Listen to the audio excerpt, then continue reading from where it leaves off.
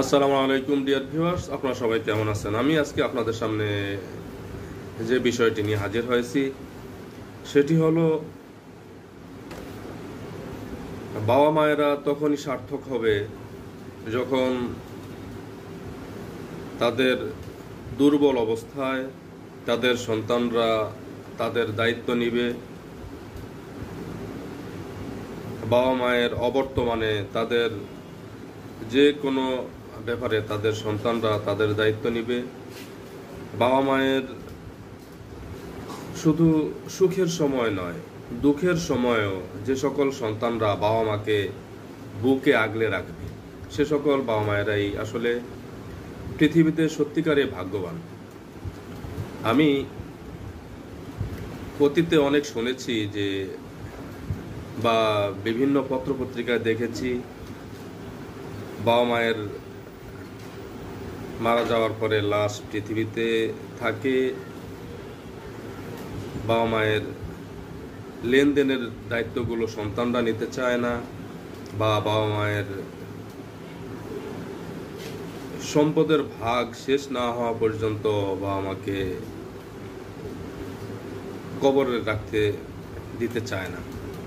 আমি এমনই একটি বিষয়ে সচক্ষে দেখলাম। এক ভদ্রলোক, উনি মারা গেলেন। মারা যাওয়ার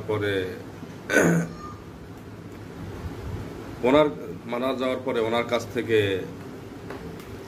যারা কিছু পাওনাদার ছিল, কিছু লেনদেন ছিল কিছু লোকের সাথে, তো উনি মারা যাওয়ার পরে যখন ওনার ফ্যামিলিকে ইনফর্ম করলো লেনদেনের ব্যাপারটা, তখন ওনার ফ্যামিলি সেই দায়িত্বটি নিতে চায় না। অথচ উনি সন্তানের জন্য, ওনার স্ত্রীর জন্য যথেষ্ট সম্পদ রেখে গেছেন, যেটা আসলে লেনদেনের কাছে বা ওনার যেই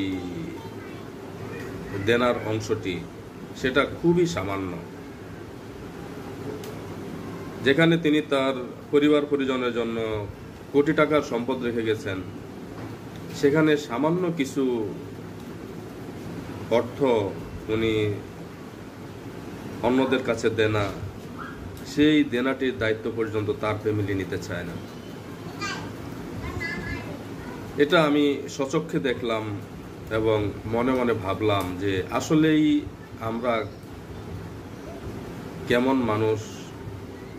আমাদের চোখের সামনে আমরা এখনো অনেককেই দেখি যারা অন্যের মনে কষ্ট দিয়ে অন্যের সম্পদ নষ্ট করে নিজের পরিবার পরিজনের জন্য সম্পদ আহরণ করেন, অন্যের হক নষ্ট করে নিজের পরিবার পরিজনের জন্য তা সঞ্চয় করেন।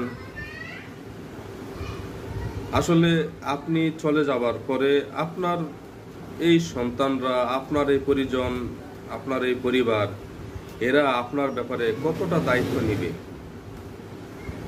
আসলেই বাস্তবতা বড়ই নির্মম। বাস্তবতার নির্মম কষাঘাতে মাঝে মাঝে আমার মনে হয় যে পৃথিবীটা জর্জরিত।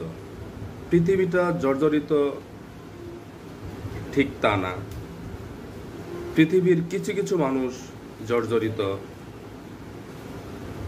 আসলে এর জন্য দায়ী কে? আমি মনে করি এর জন্য দায়ী হলো সেই সকল বাবা মা যারা নিজের সন্তানদেরকে সুশিক্ষায় শিক্ষিত করতে পারে নাই, যারা নিজের সন্তানদেরকে মানুষের মতো মানুষ হিসেবে গড়ে তুলতে পারে নাই, যারা নিজের সন্তানদেরকে সঠিক শিক্ষাটা দিতে পারে নাই। শুধু সন্তানের জন্য আহরণ করেছেন, সন্তানের জন্য সঞ্চয় করেছেন। আপনার অবর্তমানে, আপনার দুর্বল সময়ে আপনার প্রতি যে সন্তানের যে দায়িত্বগুলো, সেই দায়িত্বগুলো আপনি আপনার সন্তানদেরকে শিখাতে পারেন নাই। আসলে এটা বড়ই বেদনাদায়ক। আমি আশা করি আপনারা যারা আমার ভিডিওটি দেখবেন, আপনারা এর মর্মার্থগুলো ভালোভাবে বুঝতে চেষ্টা করবেন এবং আপনার সন্তানদেরকে সুশিক্ষায় শিক্ষিত করবেন। শুধু কাগজে কলমে সার্টিফিকেট অর্জন করে শিক্ষিত করাটাই আসলে মূল শিক্ষা না। আপনার জীবনটা তখনই সার্থক হবে যখন আপনার সন্তান সুশিক্ষায় সুশিক্ষিত হবে, আপনার সন্তান আপনার আপনার সংসার, আপনার সমাজ তথা রাষ্ট্রের উপকারে আসবে। ডিয়ার ভিউয়ার্স, আজকের মতো এখানে শেষ করলাম। পরবর্তীতে আবারও দেখা হবে যে কোনো একটি আলোচনা নিয়ে। সে পর্যন্ত আল্লাহ রাব্বুল আলামিন আমাদের সবাইকে ভালো রাখুন। আসসালামু আলাইকুম ওয়া রাহমাতুল্লাহ।